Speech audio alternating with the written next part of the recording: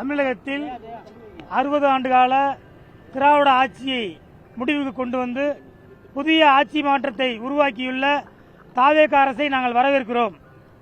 எந்த அடிப்படையில் வரவேற்கிறோம் என்றால், ஒரு மாற்றத்தை உருவாக்கும் என்ற வாக்குறுதியின் அடிப்படையில் இந்த தாவேக அரசு முன்வந்தது. அதை நாங்கள் வரவேற்கிறோம். டாஸ்மாக் ஊழியர்கள் மட்டுமின்றி எங்களுடைய குழந்தைகள் உட்பட தாவேக அரசுக்கு வாக்களித்து விஜயை வெற்றி பெற செய்துள்ளார்கள். அதையெல்லாம் மறந்துவிட்டு ஆட்சி மாற்றம் ஏற்பட்டிருக்கிறது.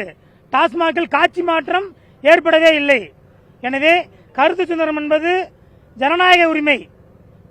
பாராளுமன்ற ஜனநாயக உரிமைப்படி எங்களுக்கு வழங்கப்பட்டுள்ள உரிமை கருத்து சுதந்திரம். அந்த கருத்து சுதந்திரம் தாவேக அரசு நசுக்கப்பட்டிருக்கிறது. எங்களுடைய சம்மேளனத்தினுடைய மாநில துணை பொதுச் செயலாளர் தோழர் ஜான் பிரிட்டோ அவர்களை கருத்து சுதந்திரத்தின் அடிப்படையில் இந்த அரசு சஸ்பெண்ட் செய்துள்ளது. இந்த சஸ்பெண்ட் உத்தரவை ரத்து செய்யாவிட்டால் அனைத்து தொழிற்சங்கங்களையும் ஒன்றிணைத்து ஒரு மாநில அளவில் மிகப்பெரிய வேலைநிறுத்தத்துக்கு சிஐடி மாநில ஊழியர் சம்மேளனம் அறைகூல் இருக்கிறது என்பதை இந்த கண்டன ஆர்ப்பாட்டத்தின் மூலமாக தெரிவித்துக் கொள்கிறோம்.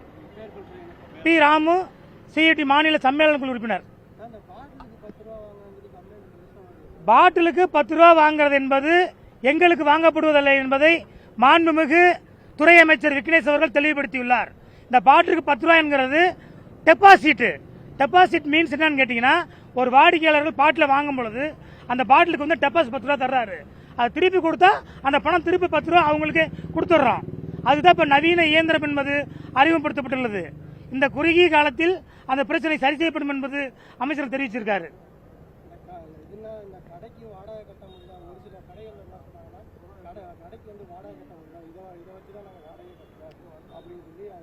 அதாவது குறைந்தபட்ச ஊதியம் என்பது 18,000. அந்த குறைந்தபட்ச ஊதியத்தை கூட அந்த 23 ஆண்டு காலம் டாஸ்மாகில் எட்டப்படவில்லை. அதிகபட்ச சம்பளம் வந்து 11,850 தான் நாங்கள் வாங்குறோம். 23 ஆண்டு காலமா 11,000 சம்பளத்தை வாங்கி நாங்கள் எப்படி குடும்பம் நடத்துவோம்? அது மட்டும் இல்ல, நீங்க கேட்ட மாதிரி வாடகை, ஏத்துக்கூலி, இறக்கு கூலி, அதிகாரிகளுக்கு லஞ்சம், பல்வேறு பேருக்கு வந்து நாங்கள் வந்து கரண்ட் பில்லு, அதே மாதிரி வந்து இடத்தோட வாடகை எல்லாமே இதில் தான் நாங்கள் வந்து ஷேர் பண்ணிக்கிறோம். எனவே வந்து இந்த காலிப்பாட்டில் திட்டத்தின் மூலமாக ஊழியர்கள் மிகப்பெரிய மன உளைச்சலுக்குள்ளாக இருக்காங்க. காலிப்பாட்டில் வாங்குறவனுக்கு நாங்கள் பணம் கட்ட வேண்டியிருக்கு. காலிப்பாட்டில் ஸ்டிக்கர் ஒட்டுறவனுக்கு நாங்கள் பணம் கொடுக்க வேண்டியிருக்கு.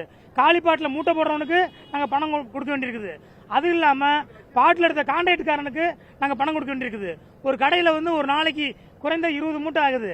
அவன் 10 நாளைக்கு இருக்கு, 15 நாளைக்கு இருக்கு தான் வர்றான்.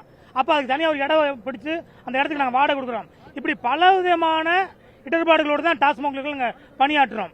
எனவே இந்த சம்பள உயர்வு என்பது டாஸ்மாக் நிரந்தரப்படுத்தி கேரள மாடல் போல் வந்து கவுண்டர் கொடுத்து பில் ஒரு பக்கம் பாட்டில் ஒரு பக்கம் வாங்கி முறைப்படுத்தினா மட்டுமே இந்த பிரச்சனை தீர்வு காண முடியும். இல்லாட்டி இந்த பிரச்சனை தொடர்ந்துள்ளார்.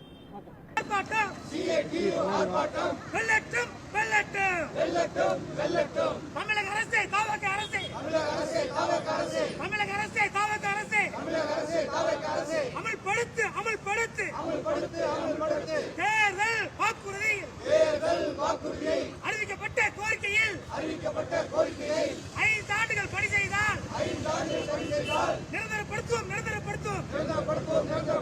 என்று சொன்ன கோரிக்கையை